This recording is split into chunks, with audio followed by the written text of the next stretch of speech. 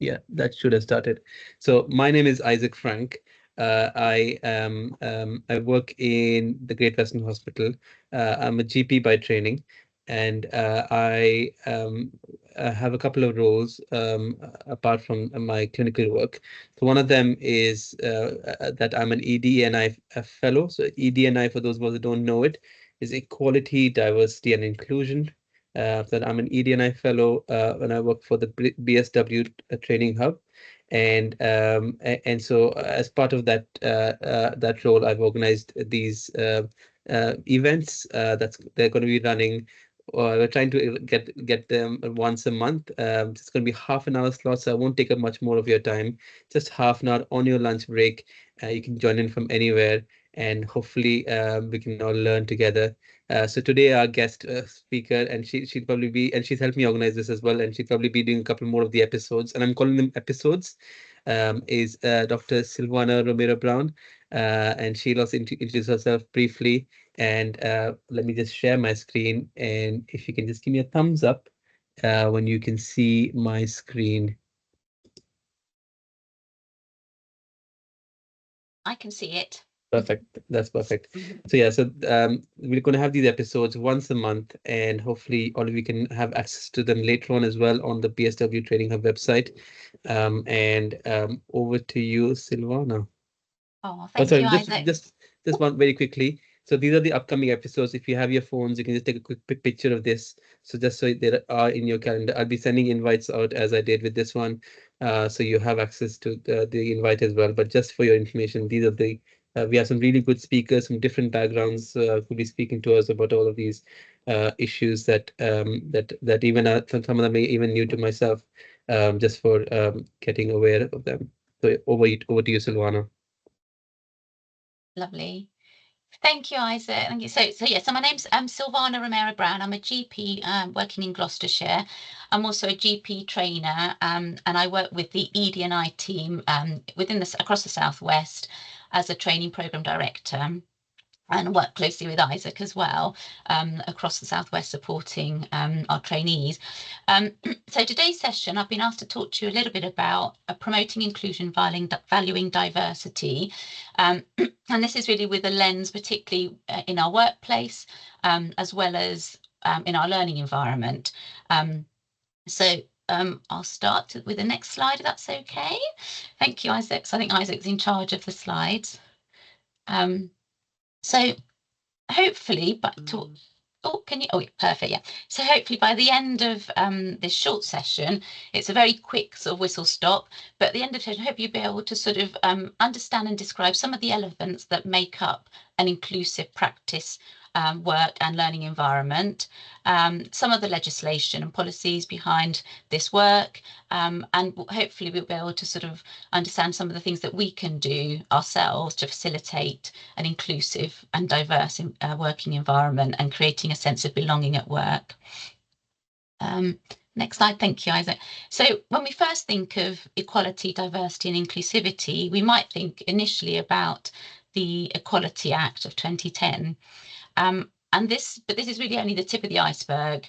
So this looks particularly at 9 protected characteristics, which are very important and in identifying, and these are protected by law. This isn't just in our workplace, but this is in our learning environment, educational environments, but also across society as a whole. So this is the basis of quite a lot of our work initially.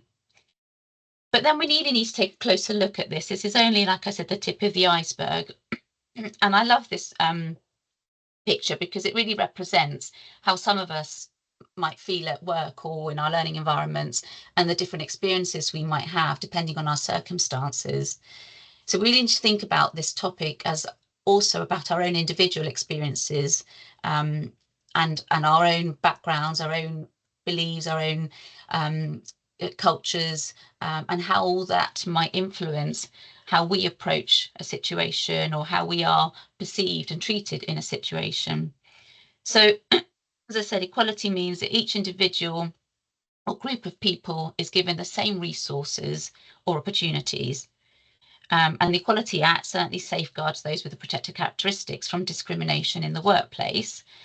But equity, on the other hand, recognises that each person has different circumstances and allocates those resources and exact resources and opportunities that those individuals need to reach an equal outcome. So an equity approach emphasises that everyone should not be treated the same, but according to their own needs. So this depicts that we all have different boats that we're travelling in, but actually we need to try and support each other to achieve our potential, our individual sort of traits. And I love this quote by Vina Myers, that diversity is being invited to the party. Inclusion is being asked to dance, but belonging is dancing like no one's watching. And hopefully that sort of resonates with some of us in how we might feel truly belonging in a place that we can feel that we can be ourselves. So diversity is really being able to respect and enjoy a wide range of cultural and individual differences, and thereby including everyone. So diversity goes beyond recognizing that we're different in measurable ways, and it's really about inclusion of those of our diverse features. And inclusion at work reflects an environment where all individuals are treated fairly and with respect, regardless of their background, identity, or circumstances, and having equal access to opportunities and resources, which allow us to contribute to the full organisation's success and our own success. And then belonging goes a little bit further, and it's about engaging. It allows the engagement of full potential of that individual. And this is really where innovation thrives. And this is where our views, beliefs, and values are truly respected and integrated. And if we can embrace that, an organisational sort of environment which values equality, diversity, inclusion, equity, and promotes belonging, there are huge benefits. It increases productivity, there's a rise in creativity, innovation.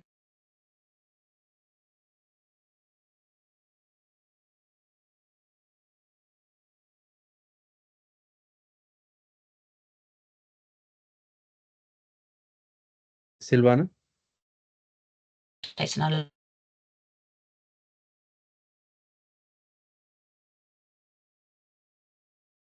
Sorry, Silvana, you're cutting out. Is it just me? lost you. Can you hear us, Silvana? Hello. Can Oh, I'm back again. Can everyone sorry. hear me? Yes, we can hear you now. Sorry, we had lost you Oh, I'm for so a minute. sorry. Oh, I'm so sorry. I'm not sure where I got to. So you had gotten about talking about the benefits of having an ED&I embraced in our organization. In organisation, okay. So I think we probably covered that. So this is really, as I explained, rise creativity, innovation, problem solving, better decision making, and happier staff, as well as promoting better recruitment and retention. So in the next slide, please. Thank you, Isaac. So I'll keep an eye on the screen in case I freeze again, just in case. Okay, so cultural safety and safety culture. So these are two terms that are really key in trying to support our staff and really promote inclusion and belonging. And a culturally safe workplace is defined, has a defined set of values and principles. And it demonstrates sort of that behaviours, attitudes, policies and structures that are in place and enabling our workers to work effectively cross-culturally in whatever environment and backgrounds they come from. So in a culturally safe workplace, all workers should feel comfortable, supported and respected. And safety culture forms one of the two key foundations in the NHS patient safety strategy. And there's lots of evidence that proves that when you are working in a psychologically safe culture in your workplace that supports whistleblowing, reporting of concerns, and challenging of bad practices, we know that patients are safer and that staff are happier. So it's really important with regards to patient safety outcomes. And we define a positive safety culture as one where the environment is collaboratively created and nurtured so that everybody feels that they can flourish, and this ensures brilliant safe care. It promotes continuous learning and improvement of safety risks. Obviously, it promotes a supportive psychological team approach, and it enables and empowers everybody to speak up and challenge bad practice.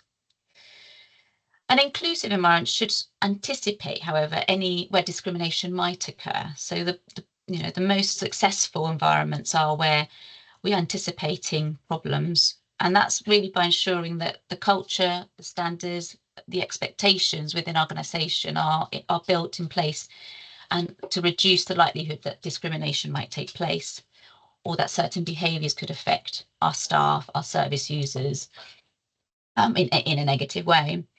There should be equitable process to make sure that we can raise concerns confidently, safely, and there should be evidence that this is fair and transparent, and that all investigations and outcomes can be trusted.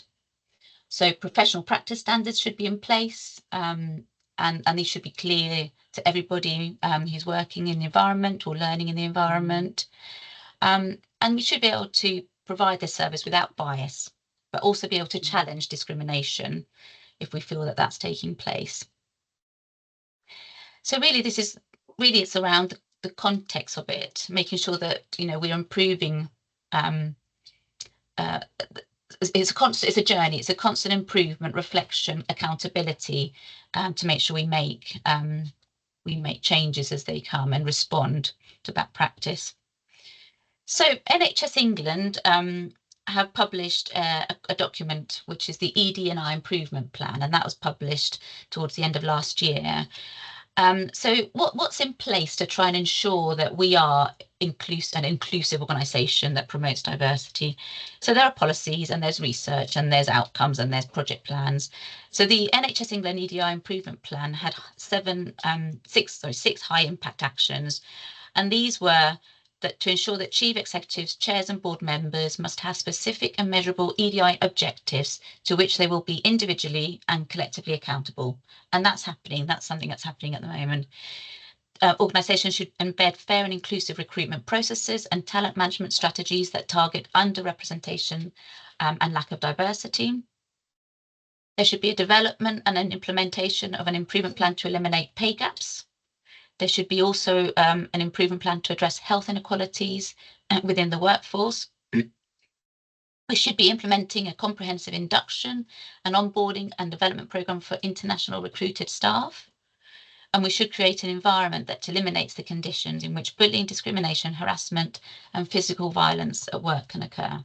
So these are the key 6 high impact action plans that we are all accountable to as organisations within the NHS. It hasn't migrated fully to primary care, but it's certainly part of the NHS improvement employer work plan. So we also have the Equality Act, obviously, and this is legislation protection that for individuals that experience discrimination and possess one or more of those 9 characteristics. And there are our own organisation policies again around whistleblowing, discrimination, harassment and recruitment. So next slide, Isaac. So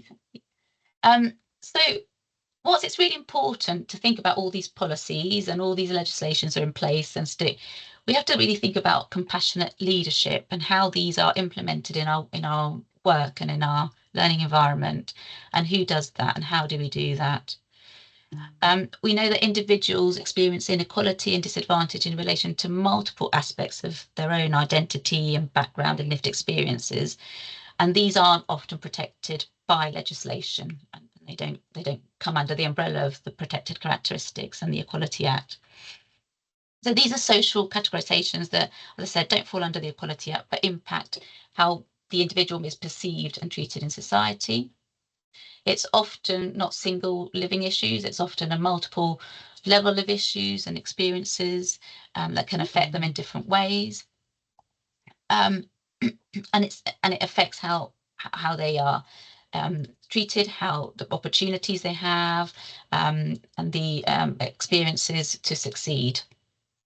So it's really an essential aspect of our own personal and professional development to be aware of these, and also aware of how our own values and biases might influence our behaviour and how we might approach situations or interpret situations. So I love this, compassionate leadership involves a focus on relationships through careful listening to, understanding, empathizing with, and supporting other people, enabling those who we lead to feel valued, respected, and cared for, so they can reach their potential and do their best at work. And that also involves, I think, accountability, and I think the ability for us to respond, acknowledge, and validate any mistakes or any misunderstandings in a supportive manner as well. So next slide, Isaac, please. Thank you. Still with me, yeah. So this is a graph which actually is it's through the King's Fund, through their work around compassionate leadership and in an inclusive workplace. So it talks about, and it's part of the best practice published as well with the training research literature through the RCGP, but it talks about the ABC of true inclusion: autonomy, belonging, and contribution. And these are three of the things that are really key in allowing an individual to achieve their potential. Autonomy, the need to have control over one's work life, to be able to act consistently with one's values. So that involves obviously empowerment, influence, justice, fairness, work conditions, work schedules, and all of these facilitate and allow some autonomy in the workplace. Belonging, we talked about the importance of belonging and the value that brings to productivity, innovation, and the things that promote that are team working, the culture and the leadership culture within the organisation. So that they're another thing that we need to think about and think about, particularly in our organisation. And contribution. So really this is around thinking about the workload, too little, too much, appropriate workload, assignment, management and supervision, and continuous development and education. And this promotes the individual's ability to feel that they're contributing to the organisation. So all of these things are allowed to achieve an inclusive practice and learning environment. And we need to be able to think that, be able to achieve and be able to say that we're addressing all these things. So it really does extend beyond just the policies and the sort of litigation. It's more around what soft factors that we can do to try and help promote inclusion. So it's really around promoting that all individuals matter equally, that this is an equitable, diverse and fluid inclusive environment. Members can experience a sense of belonging where their level of partnership is achieved, and the individuals as a whole feel that they're contributing and being valued in their own right. And this allows to achieve full potential without encountering barriers through attitudes, culture, perhaps processes or systems. And then the next slide, please, Isaac. Oh, thank you. Yeah, sorry. So this is, I don't know if some of you might be aware of this, but this is Maslow's hierarchy of needs, which is a graph which really demonstrates all the important individual factors which we all need and all require to succeed in what we do. And again, it sort of supports the previous slide around how we can achieve autonomy, belonging and contribution. But there are certain things that are really key. And we start with, particularly the physiological things, the sort of feeling of having, everything we need. I think it's blocked a slide actually, but sort of the physical things such as food, warmth, home, safety, we need security and health. Love and belonging, it's about the connections that we make. Your esteem, it's about feeling respected in the environment. And then really to have self-actualization is when we can really realise our own potential. So really to achieve a truly inclusive practice, work and learning environment, it requires multiple elements really to be addressed. We have to think about equity, diversity and inclusion individually as well, and make sure that it doesn't fall short of the ultimate goal of achieving belonging, because this is where the full potential of the individual is really engaged. This is where innovation thrives, diverse views and beliefs are respected and integrated. It is an ongoing dynamic process, as I said, that the organisation and individuals all share responsibility to achieve. And it's something that really needs, I think, continuous review. It's not enough to have, as I said, a system policy to fall back on. That's really important, but we need to be able to, rely on being able to reflect on experiences and change practice if we feel that they're not working, and learn from others, learn from our team, learn from our workers, listen and react. So the last slide is just, this is actually just a very short learning module, which you can find on the e-Learning for Health website, which just talks a little bit more around thinking about our own unconscious biases and microaggressions and microaffirmations in the workplace. So what we can do as individuals, and it goes through some sort of little questionnaires and things to sort of do a bit more self-reflecting. So if you're interested, I definitely encourage you to do that. It probably takes about 30 minutes, not too long, but it's really worthwhile and something you can put on your portfolio as well. So we've got about, finished a little bit over. We've got a few minutes, so I'm going to open up to any questions or anything anybody wants to ask or not on that matter. I'm going to move you so I can see you. Thank you so much, Silvana. That was really epic. I really liked that quote about dancing.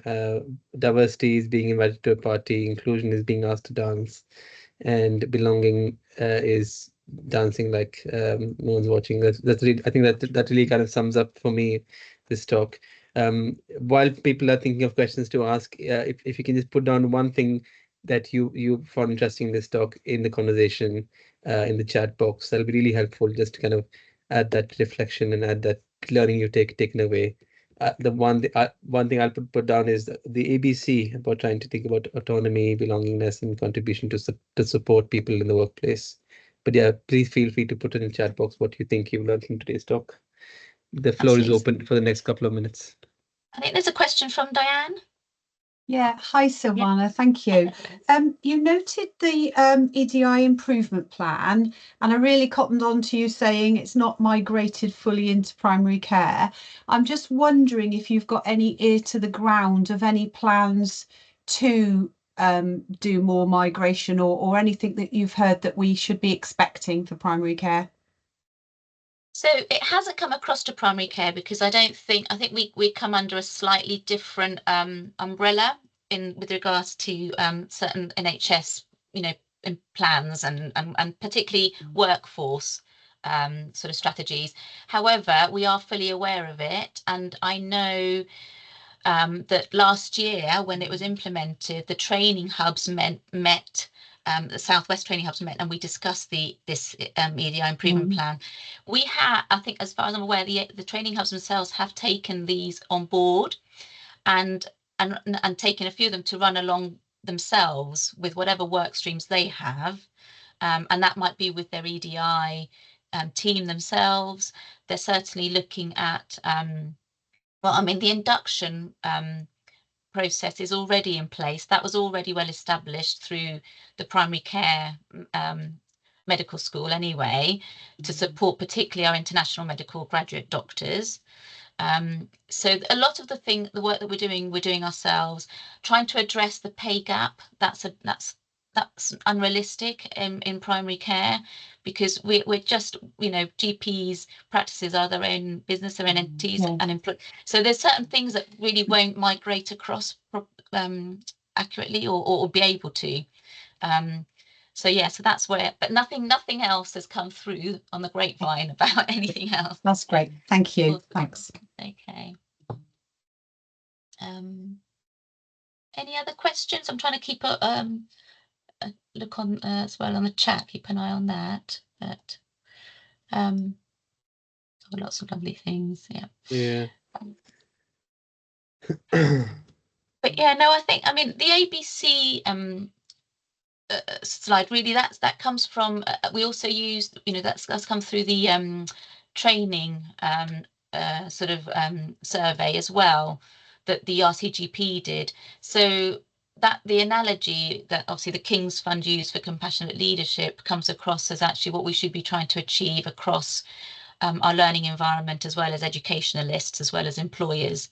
And they sort of really simplified it just so that when we do deliver these sessions and we're thinking about how we approach recruitment, retention, you know, disciplinary procedures or complaints, we think about how, you know, that's sort of first and foremost in our heads, how we might think about the individuals going through this. So, just to answer Rachel's question, I'll be sharing the slides and also recorded this entire session, and it'll be up on the BSW Training Hub website soon. But yes, the slides and the video will be available.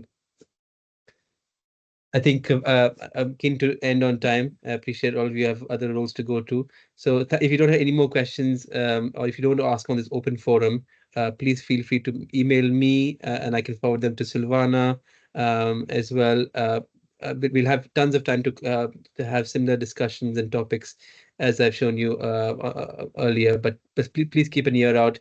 We're trying to do it once a month, 30 minutes during your lunch break. Thank you all for joining.